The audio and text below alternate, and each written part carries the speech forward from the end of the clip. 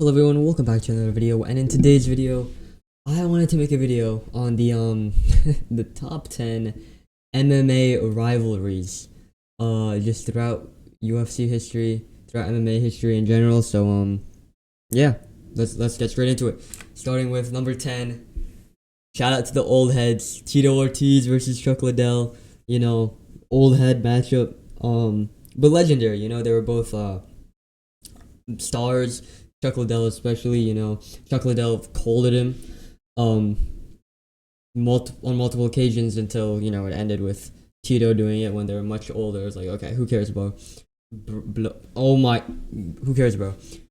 Um, the reason why I have this at number 10 is just because don't old heads before y'all get mad at me. Sorry, but I have to have it at number 10 just because there's so many more, I would say, iconic rivalries compared to this. This was like, yeah, I have it there, pioneered the sport. It really did. It really was great for the sport. The sheer amount of CTE concentration between these two men is abundant. It's like probably more than half of the NFL. Hey, some people think CTE is funny. There's great compilations you can watch, especially with Tito Ortiz, but Chuck Liddell as well. Some of his cage side reactions, bro, was coking out. But yeah, so I have this at number 10. Moving on to number 9. So this one I have, it's not between two fighters, but I think it's a really important one to include. Jon Jones is on this list twice, so this is his first entry. Jon Jones versus accountability.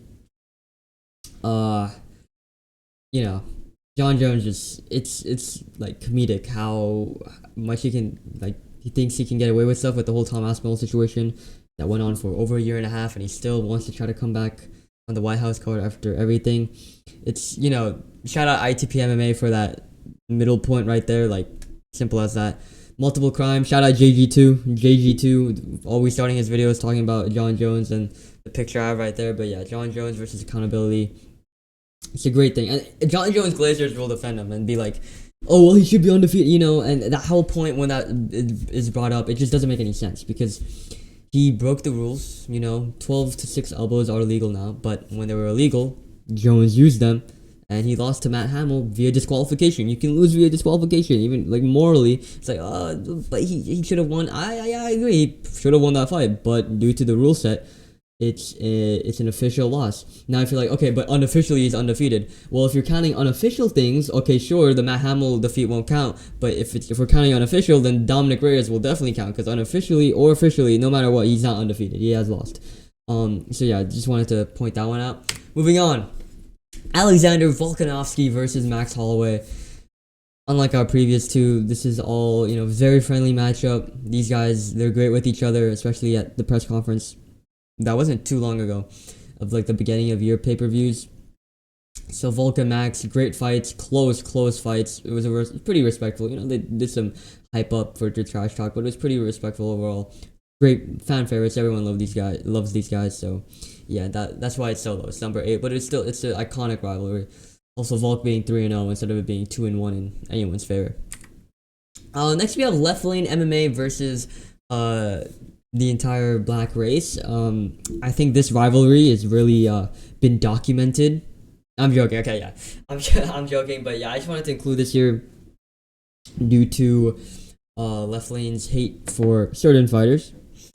No comment, just kind of a pattern, and especially Kenny. I don't know, the beef between them is just so funny. I feel like Kenny, man, is something about him. I feel like he just needs to stop rage baiting. Like, when he's like being genuine, like I've watched some of his streams, some of his videos. When he's being genuine, he's actually decent at YouTube. He has decent takes. He's had some great predictions.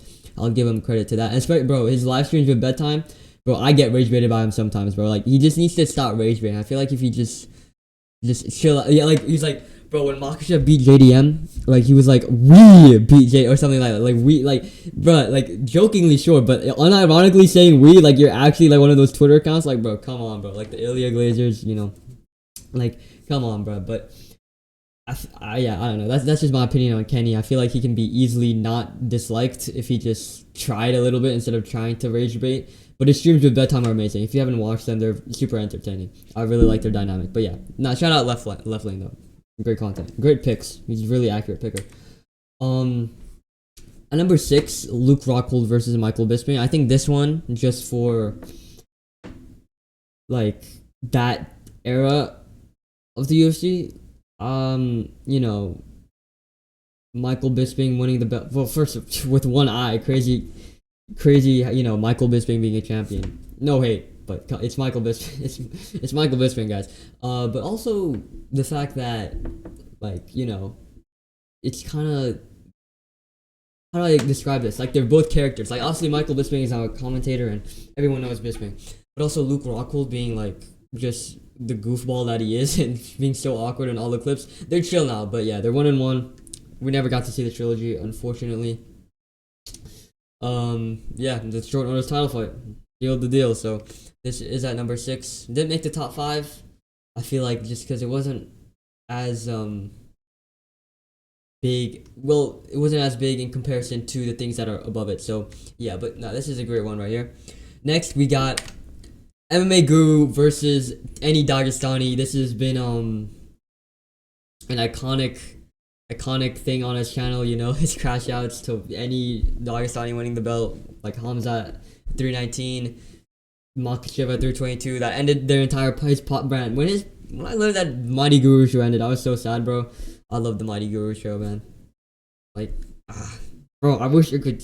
It was just such a great thing to listen to. But yeah, I'm joking, obviously. But yeah, just wanted to include this. You know, we have some, like the left lane one, the John Jones versus accountability one. Wanted to just include this. At number 4, we have Conor McGregor versus Nate Diaz. You know, prime. This is crazy. This is insane. 1-1 with each other. Still no trilogy. Crazy upset. This was sport defining. This is what like catapult. This was insane. This was so famous. They went on like talk shows and stuff. This was at the peak of the UFC. Unfortunately, I was not watching at this time, but even like I was not even near the sport, but I still knew about this. That's how crazy it was. This was before I was even a casual. I just knew about this, which is insane. You know, Prime McGregor somehow losing to Nate. This loss always just doesn't make sense. Like, McGregor's really good. Like, I always get confused how he lost to Nate Diaz. But yeah, great, iconic rivalry. Speaking of Conor McGregor, got him back here. Khabib versus Conor. You know, this is like the rivalry. Like, they still hate each other. Biggest UFC fight ever. Transcended the sport. To be fair, any Conor McGregor versus Nate Diaz and Dustin also kind of transcended the sport. But yeah, crazy build up. You know, with everything happening at 323 beforehand, and then what it would lead to, and how there was the rivalry between them. But yeah, this was iconic. There's no doubt about it. There's only one fight though, so ahead of it are people who fought each other on multiple occasions. And starting with that, John Jones versus Daniel Cormier, another super heated beef, you know, with all the stuff they were talking in the build-up. It was crazy.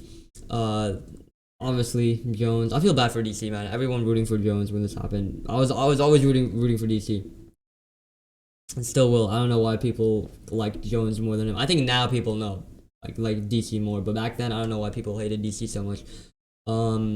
Jones being Jones, you know, with the pullouts and the roids, even the second time roids, even though Cormier got knocked out, it was still roids. So yeah, John Jones, Daniel Cormier, iconic UFC rivalry, still bad blood between them. And at number 1, I think this is just, it's like the perfect story. It's the best rivalry ever. The perfect story. They outshow it. This is compared to 2 and 3, like they don't still hate each other. They're chill. They're friends now. But it's just like, you know, it's crazy. Multi-sport rivalry. Per tracked him down like the Grim Reaper from kickboxing to MMA. He beat him, you know, up 3-0, and then Izzy somehow comes back. He gets that crazy knockout at the end, regains the belt.